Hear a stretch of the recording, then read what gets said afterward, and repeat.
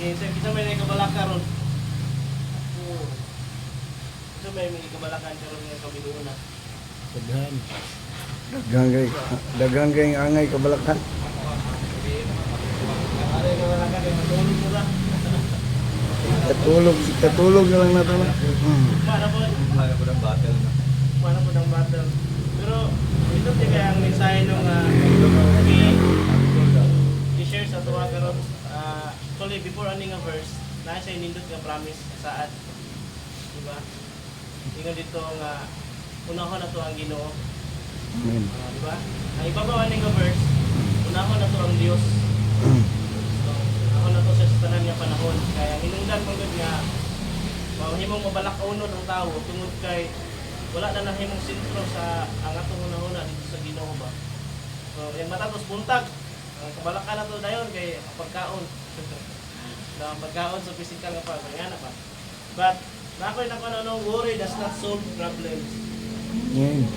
So ang mo ay pag sige og kabalaka dili siya makasulban sa imong problema. Padunggan mo siya sa imong kabugo sa imong kinabuhi, yay. No, so isa may mga mabalak kuno kayo na po yung may anak yun. But hinumduman natin soon ang gingon rin sa verse 33, but seek first the kingdom of God and His righteousness, and all these things shall be added to you. Unto you Mao na iyang saad. as well. Before na yung conclusion niya, yung gihimo sa tuwa. Ang verse 34, ang conclusion niya sa whole chapter, no, sa chapter 6. So, pero ang iyang itumong diha, para dili ta mahimong mabalak kunon, unahon na to kanunay ang Ginoo sa pagkakasak ng buhi. And this and all these things shall be added unto you. Siguro na yung mga maglisod no, sa natay gusto tangos ng tugalingon, may nga na ba, dili na to kaya, or natay gusto kaboto sa itong kinabuhi, natay mga panganday nga, murag mingon ka nga, murag hapit ang senior na lang ko, murag di ko naman siguro yun ni babot. Dahil may nga na do, mawala na taog na ng, ano ba, mawala na tag-hope, anak nga pangandoy, or sinuha sa kinabuhi. Pero kung isoon, kung will kita na sa Lord, kung kamubuton kita na sa Ginoo, atag may ginayas ko. May ni Darren kanina nga, every time nga mabuta nga panahon, bubalik kita sa iyang mensahe. Rest. May mawang ko nagsaad sa Ginoo. Siya rin po yung nagkasaad sa tuwa nga, tagan na niya ang pindot nga, maon. Ang saod sa Ginoo sa tuwa, atagan ta niya og nindot nga, kaugmaon. Pero ang kuan naging pud sa Ginoo sa tuwa, gihangyo na mo sa Ginoo sa tuwa, sunahon pud nato siya sa ato ang kinabuhi. Amen. Usahay mo claim ta ba nga, Lord, asa naman to imong saad, pero baliktad din sa ato ang mga binuhatan nga adlaw. Wala din nato siya nauna, wala din nato siya na-prioritize sa ato ang kinabuhi. No? So, tatanan, man na mawala yun ang kabalaka. Kabalaka sa future yun, mga permente, simita kita mga amahan, no? Kabalaka yun sa future sa mga kabataan na to, itong mga anak. O kaya rin, hininguhan na lang yun, isa to sa ibang hininguhan, isip nyo sa kamahan, para lang yun ma-provide na to itong mga anak. Amen. Sa hay gani, sa sakit, hindi na lang ito pati-pati yun ang mga sakit sa itong lawas. Basta ma-provide lang yun sa ating pamilya, ang mga kanyang nanong. So, hindi na ito hotdog dito atong time sa mga butang, ano nga kalimutan na tagaan mo na ito time ang Ginoo, ang iyong ipangayo sa ito ay sinahon ng nga siya sa tanan na ito nga panahon. No, amen? Amen. Okay. Mga manahinungdan. Sa di nato siya mauna, kabalaka naman kayo na masulod sa una-una na yun. Yung kabalaka naman kayo, makuha o kalinaw sa kasing-kasing. Pagtangon niya ang kalinaw, may struggle din ka, makapag-focus na din ka. Kung saan natin may himuon na dayon, dili na mamahon. No? So, mora po na ako ikadugang karon. Unahaw na to ang Dios, ang iyang kingdom, ang iyang pagkamatarong. Amen. Ang iyang saan, ang tanang mga butang, atag din yan tuwa. Doon na to sa Dios, tanan na mga pangandoy. Sa mga klase, no? Palatian, mga sa future na to, sa mga bataan, mga pangandoy na to tanan. Atag na iya sa tuwa. So, ngayon pa, ang kabalaka dili siya makasolve sa imong problema. Makadugang noon siya sa imong kabukaton. Kung ba na nato nga ang Ginoo mag-provide daily. Kung kadadlaw siya mag-provide. So, kaduha, salit ka sa Dios even ang atong future. Salit sa iya. Ang atong mga atong future. That's the Lord. Kasi nato sa iya sa Lord. Amen? Amen. So, lang ako nadugang. Kasi bago ni Pastor Rene. Atong faith. Ito po ay gusto mga story share. Regarding ano nga ba na may mga kasinatihan niya. About Master God.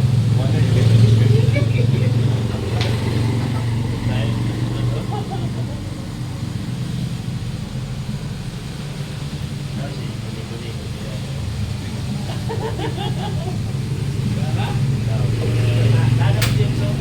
Very well said. Ito. Ikaw, brother.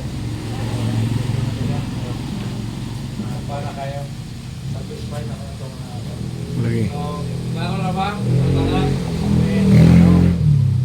Ito, John. Wala ko kamay na Yes, before tuloy. naman to sa mga pag-ampo. Ampo na. Ang pinaka-simple agad sa issue ni Brad Darrell. Okay, yung sa mechanic sa Ginoo. So, whatever karon nga adlaw na itong masatumangan kana sa atong puusan. No? Kay kabalutan nga malay na po nga hindi ka na tumalikayan nga matagadlaw na challenge. Pero kung salig lang ta sa Ginoo sa sayang ibasa nga verse 34 na trust lang kita sa Ginoo, hindi ta maguri. So sabi po ba na nga mga verses kaya po na yun sa pasbingay dito nga kung nag-care ka na yung Ginoo sa mga lisa ng mga butang, no? Tama sa mga langgam, mga ulap o mga tanong. Mga tanong mo, para nag-green kayo, wala man lagi atiman. Pero pangalagaan sa Ginoo, how much more kita ng mga anak sa Ginoo. Amen. Oo ba ang anak sa Ginoo kalan? Amen. Amen. So, ana ba na ang pag-care sa Ginoo sa mga pinagmay butang, mas labaw gid niya pag-care sa tuwa nga mga anak. So walang kitayangay kabalakan, no? Pero as normal na kwan sa tao, hindi ka na ito mahikayan yun, no? Sila, mga papa, grabe ng paningkamot yun, no? Sabi na, sabi lang ba ni Brother Albert, para sa mga anak, so paningkamot, hindi mo yung anak. Paningkamot, kaya na may anak, di ba Brad? Damgo na. Nagdamgo na. Tulong dyan. Para sa kwan. Ang uban, maningkamot para bayad sa mga ilan-unit, tubiyan, una, no? So, ano ba? Pero, ako agyo diya, pinakapunto yun sa Kirisyan and Brother is saling na sa Ginoo.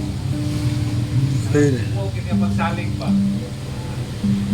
Naman tayo, nasa bubangan karon nga adlaw nga di Mayo, ano ni pala sa Ginoo nga maayos kay bago ba na siya. Nang walay pagsulay nga gihatag sa Ginoo nga walay kababagan. Lagi ka kababagan. Muna nga naman tayo karon nga adlaw kasi natin man tayo mga pagsulay. Ako gituan nga ugma nana po na kababagan sa sunod pa ka mga adlaw. Kay mo nga usa sa Ginoo sa tuwa.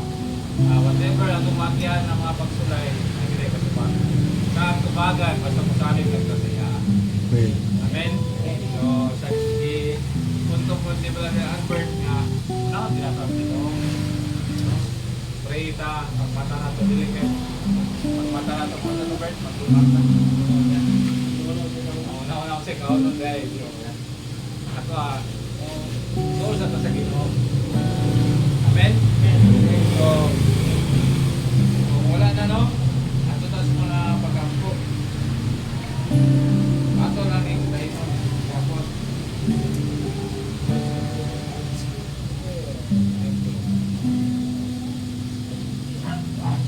so, diya sa pagkuma na itong bahin, ang pangatanan na kung sa mga prayer request, ha?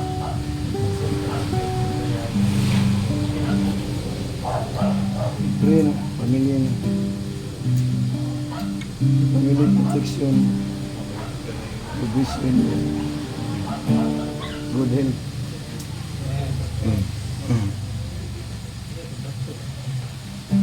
More, gusto mo. Huwag sa mo pagawin.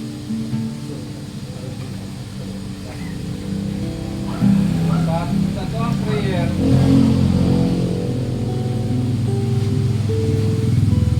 yan ay personal, ito ang tanan.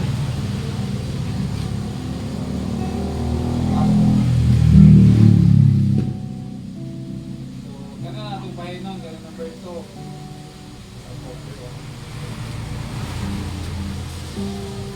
Well, Jose, kuha na lang man. 4. Tulo. Tulo. Kamu dia belas.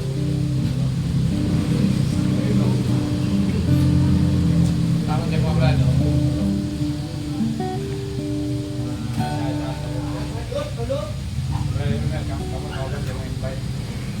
Kamu na lang tulo. Tulo na lang tayo. Ano ito daw? Ayan. Okay na na. Lego, mabalanggo. Sa mga trabaho. Dan, Init ang nagkaroon.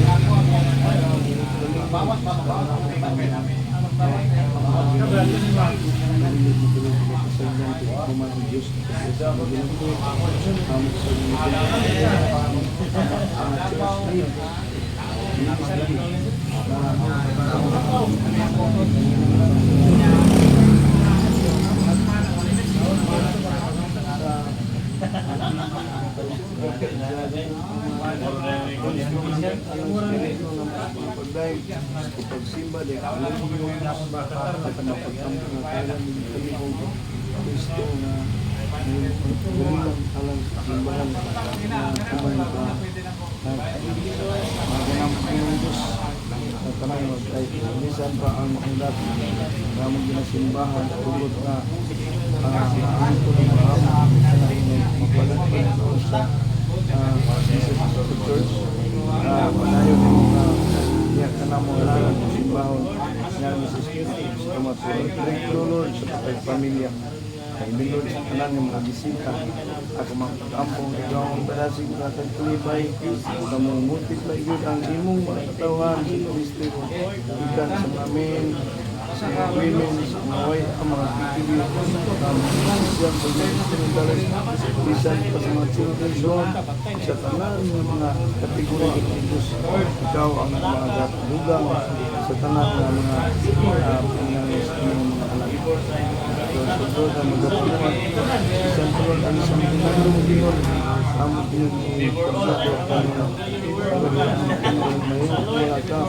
sa ikaw, lahat ng anak mo, ikaw ang utiligan, gumana sa iyong pagkawan, life group, team group, ikaw magat, na mo ga, ikaw ang utiligan sa pagtulog sa iyong kamakturan, at kailan kami mo, tamang kami ka na sa pagkakailan, kamakturan na ang pagtulog ng mga galag. Ako ang tulog na ikaw kayo, ang panayo, ang mga pagkagusin na pamilya mo. wala yung isang malaglag. Tapos ay magpapalit, kumita lang, kaya ko sa kanilapon. Pagkita-kita akong kanisabong sa kabalaan, kamay ang nilagana. Yung kanumulon, pugarin mo yung may kolon, langin, kanilapon ko.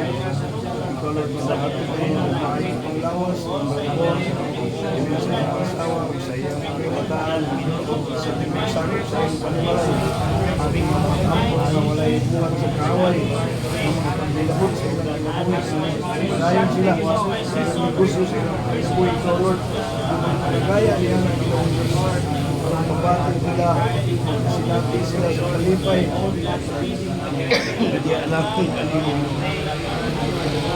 sa milingon, ako mag-ampon, ang inyong kandungan, sa pagpun, sa inyong kamahalan ng gamot, ano na sa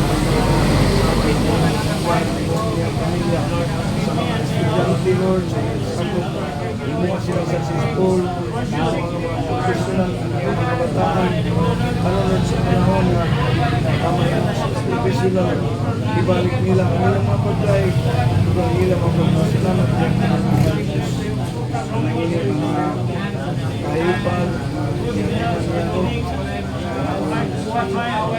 ilang kalibuhi, mahimo mahimo padagayan, mahimo panahon sa katawan, pinahanglan ni anak, ito Lord ang mababilis,